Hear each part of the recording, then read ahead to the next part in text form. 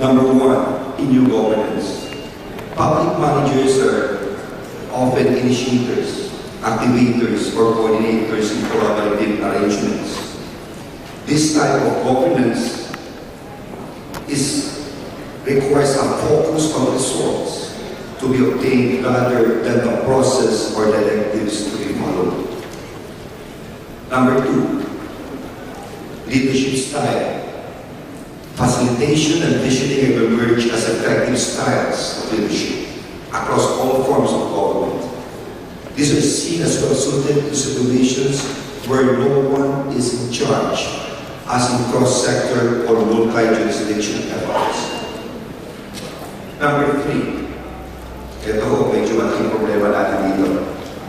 Generational change and succession planning. The profession is preparing for waves of retirements that will accelerate over the next decade, producing a brain drain and challenge of finding the cash to pay for pensions. Concerns include attracting and retaining young professionals and anticipating and preparing for retirements. Though some retirement-eligible employees are postponing their retirements, governments will be refocusing attention to succession and workforce planning. You know what, my dear friends? 3 years ago, Congress has passed this salary stabilization. What does it mean? It means that 3 years ago, in my example in Mandaluyong, casual and regular employees will have a higher salary, almost double of what they originally had. For example, if the salary is 20,000, in 4 years, they will be receiving approximately 20,000 increase, 100% almost increase. So for us, it's a big pressure. According to DBM, LGUs can only spend 45% of whatever we have for payment of salaries. So if you have casuals and regulars, just multiply the 45% twice, and that's 90%. It will be a big drain in terms of payments for salaries. But these are the things that should be noted. Number four is strategic management performance measurement. Amid service delivery and efficiency demands in the face of budget constraints over several decades, increased emphasis is developed on setting priorities in budgeting and on measuring performance, including statistical monitoring. Number five, citizen focus. There is increased attention to citizen participation, as well as broad ideas about social equity and citizens' engagement in governance. Number six, reorganizing work structure and process. The whole question of how work is organized is in transition. Tendencies include flattening the organizational hierarchy, using matrix arrangement, and across departments, flexible schedules and compressed work weeks. Number seven, e-governance and e-democracy. For many years, administrators have worked at incorporating information technology into internal and external processes. Online forms of providing information and obtaining input have developed. More recently, there is experimentation with social media. Concerns arise about security and privacy and identity, however. In some places, there has been a rise in the stature of the chief information officer. Number eight, new thinking about service delivery. They call it reinventing government. It has included selective outsourcing as well as 311 and other systems for citizen inquiries and complaints. Number nine, innovation. Beyond new practices associated with other trends, there has been a broad effort to increase capacity for creativity and continuous improvement. And of course, number 10, ethics in transparency. Increasing numbers of local government have adopted explicit ethics code. My dear friends, in ending this, let me tell you this. For us, elected officials, winning is one thing. But what is most important is that we're very winning. Let me share with you my experience when I was a young mayor back in 1998. In the Pasig River, near Mandaluyong Bridge, you will see there a new park. But in 1998, it was home to 500 shanties. No electricity, no water. At that time, I told them, I have to transfer you to the province. It was a big issue then, 14 years ago. And then I tried to find a community. They were telling me, Mayor, you moved them to the mountains. But I hope not. Why? Because when I told to transfer someone, I hope to create a community. What do I mean? When you transfer, it is not a matter of running. It is a matter of building a community. I tried to find a place in EPSA, Trece Marquez. It's a subdivision. I had a talk with the Dean and then NHA manager, and then we bought the property. If I'm on the side of the informal sectors, what would be my fears? Number one, my employment. Number two, the education of my children. Number three, my livelihood. Number four, my vote. And all of the fears we have answered. We have answered the employment. We have answered for the livelihood. We bought several tricycles. We've answered for the home. And I had a talk with them over the Riviera for the education. And you know what? We were able to transfer 500 shanties without any legal problems. They all volunteered to go there. And this was 14 years ago. 2 years ago, I made the full payment and I returned. Children who were just 5 years old are now 19 years old, fully grown, all of them. But during those times, what did one mayor tell me? Mayor Abalos, you are truly for Mandaluyong. Why? Talaga sinauluhan. Bakit? Why are you going to spend for people who are not going to vote for you?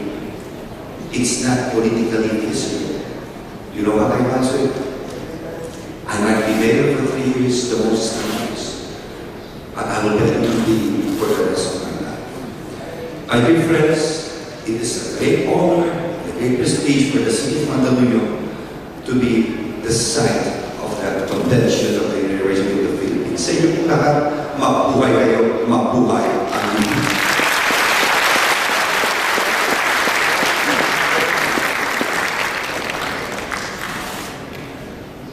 Thank you so much, Mayor. I would just like to make a few announcements. First of all, may we request for you to turn off your cell phones or turn them into silent mode. And second, let me just mention that this is just a preliminary session and that we will have our formal opening ceremonies soon after this. And third, also, as soon as our keynote speaker, the President himself, will be arriving, we shall have to temporarily cut short this session, and the formal opening ceremonies will follow immediately. During this session, we shall be listening to the reflections of our dear colleagues who we consider as icons at the National College of Public Administration and Governance. Each share will be given 10 minutes to share their reflection. Our first speaker is currently Dean and Professor at the University of the Philippines National College of Public Administration and Governance. She's She's a member of the Pi Gamma Mu International Social Science Honor Society and is a member of the Movement for Good Governance and an award of the 2011 Quezon Medalla ng Paralan. Ladies and gentlemen, please join me in welcoming our first speaker, no less than Dr. Edna Estifania A. She will talk about the 6 decades of leadership in public administration and governance education and service to the nation. Ladies and gentlemen, Dr. Edna Estifania A.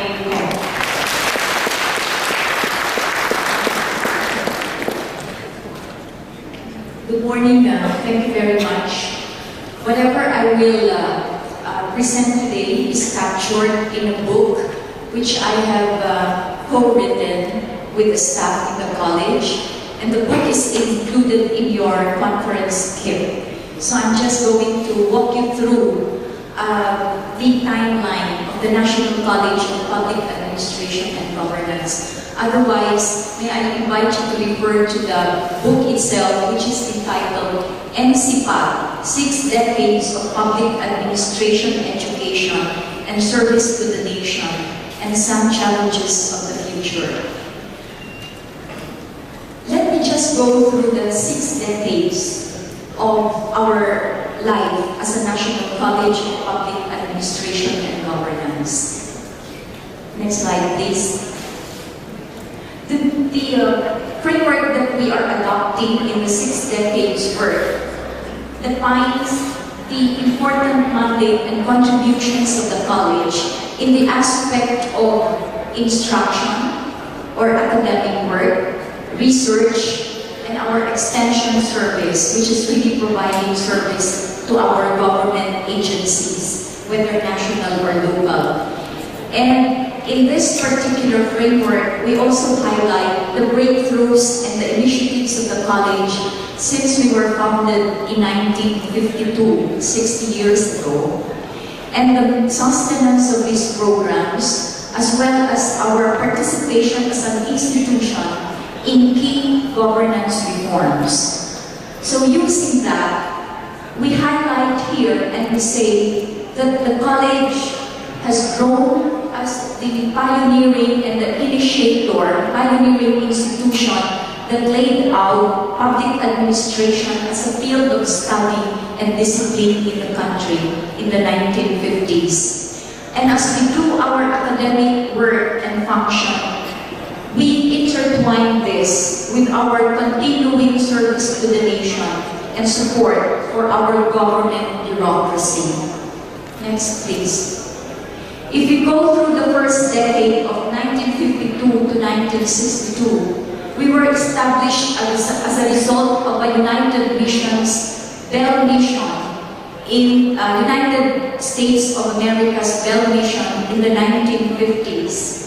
And as a result of that, public administration became an imperative to assist to strengthen the capacity of the Philippine government. At the time, we were strongly connected to the University of Michigan in the United States. And we were the first school of public administration in the Philippines and one of the first in Asia, which was why many of the scholars in the neighboring countries in the region came to this college for their public administration education. Around this decade, or within this decade, we also produced the first ever Journal of Public Administration in the region and the only Journal of Public Administration in the country, which is the PJPA. And we helped initiate the founding of the Eastern Regional Organization of Public Administration, which today, whose secretariat remains in the college until today. We continue to work in the instruction, research, and extension service, putting up our degree programs like the Bachelor of Arts in Public Administration and the Master of Public Administrations. We provided in-service trainings for government employees, and we produced researches that will support and that will become the base for government decision and organization. We also helped establish the Society of Public Administration in the Philippines, which is now known as the Philippine Society of Public Administration. And we continue to train government officials from Southeast Asian countries. Our key participation in governance reforms was in the technical input provided for the Government Survey and Reorganization Commission and in the Civil Service Act of 1959. Next, please.